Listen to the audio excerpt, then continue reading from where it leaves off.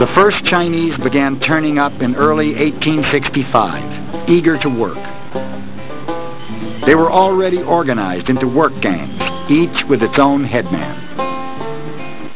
Crocker expected that these fellows would come up there, ones and twos like the other nationalities. And he found that the Chinese sort of marched up there as one group, and all he had to do was to deal with the foreman of that group. Of course, he would be the clan leader. Before long, 11,000 Chinese were at work on the Central Pacific, and Crocker was advertising for more in China. But hard work alone was no match for the Sierra Nevadas. Strobridge worried that his Central Pacific was falling even further behind in their race with the Union Pacific, and soon armed the Chinese with black powder to blast their way through.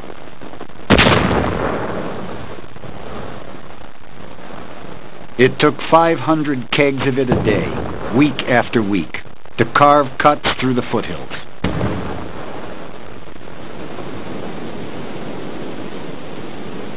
And then they came up against a face they called Cape Horn, solid rock, nearly straight up and down, 2,000 feet above a raging river. There were no footholds, but the Chinese were told to make a ledge in the cliff, wide enough for a train. My grandfather was one of the people that they put in the baskets because he was small and light. And what they did was that they would be lowered over cliffs, and they would drill holes, and then they'd set the dynamite in them. And then they'd light the dynamite, and then they'd pull them up by the baskets, and then they had to get out of there before the dynamite exploded.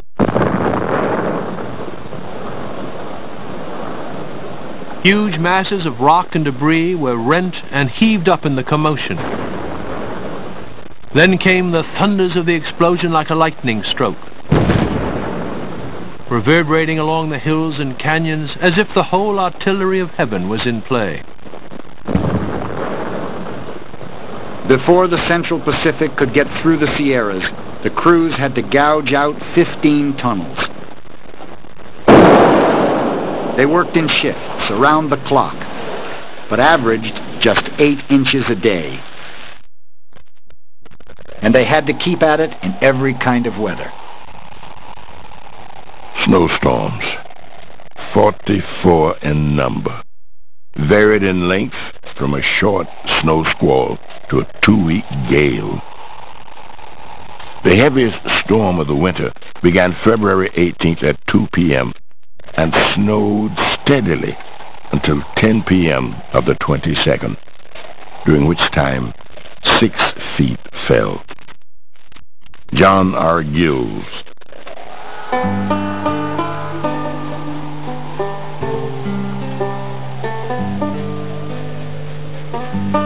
Charles Crocker had to punch the line through the Sierras that winter, the winter of '66.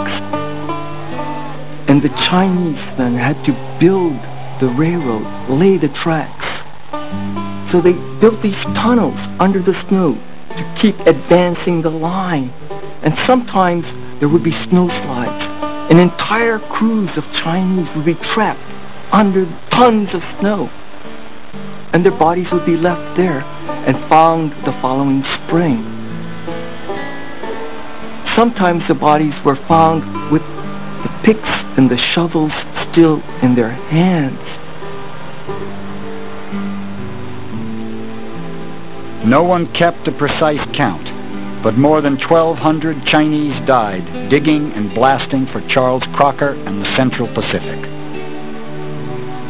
When somebody died, you just didn't dig a grave for him, put him down in the grave. You went to a lot of trouble to get his remains back to the village that he came from.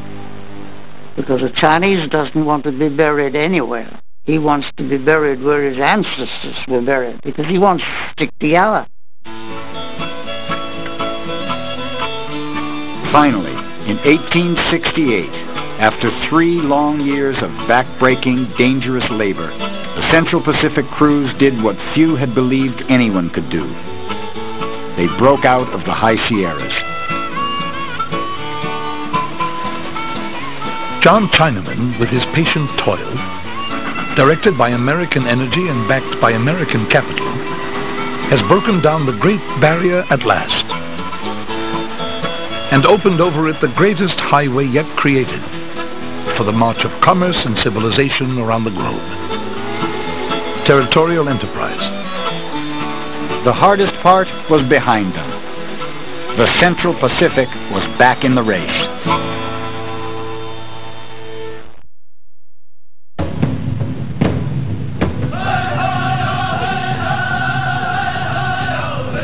We Hidatsas believed that only man and first creator split up the job of creation.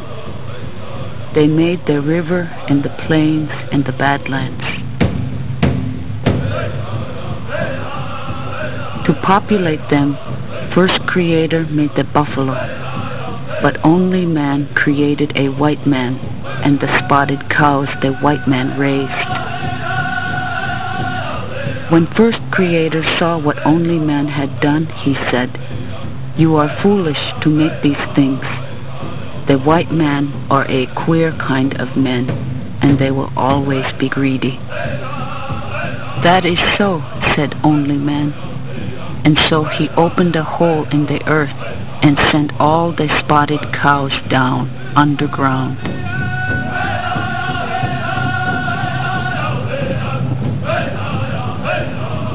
But when the buffalo are all gone, he said, the spotted cows will come again and cover this earth as the buffaloes did.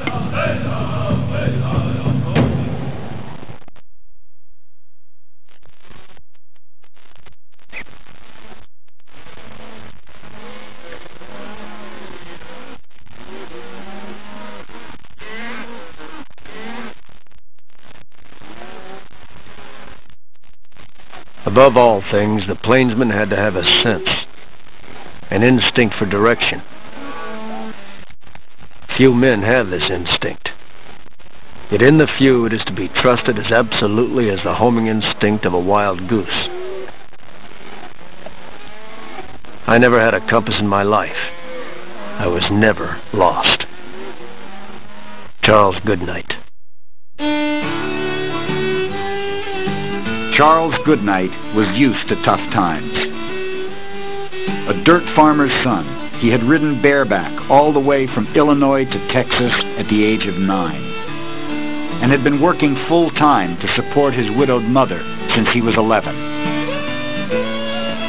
At 19, he and his brother went into the cattle business.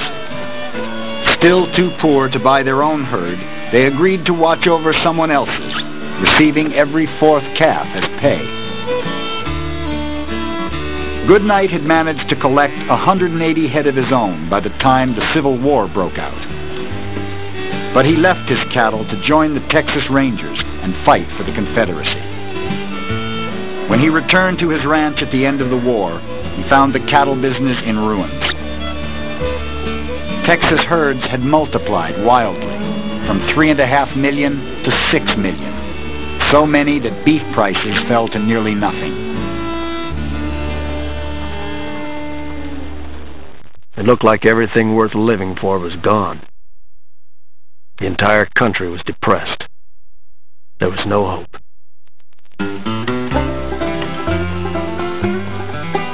The only way to survive as a cattleman, Goodnight decided, was to take his herds north to better markets. The Indian reservations, Colorado mining camps, and the Union Pacific Railroad crews now working their way across Wyoming. To reach them, he and his partner, Oliver Loving, with 18 cowboys and 2,000 cattle, blazed a new trail in 1866. And when the long drive was done, the partners cleared $24,000, more than they had ever dreamed of getting.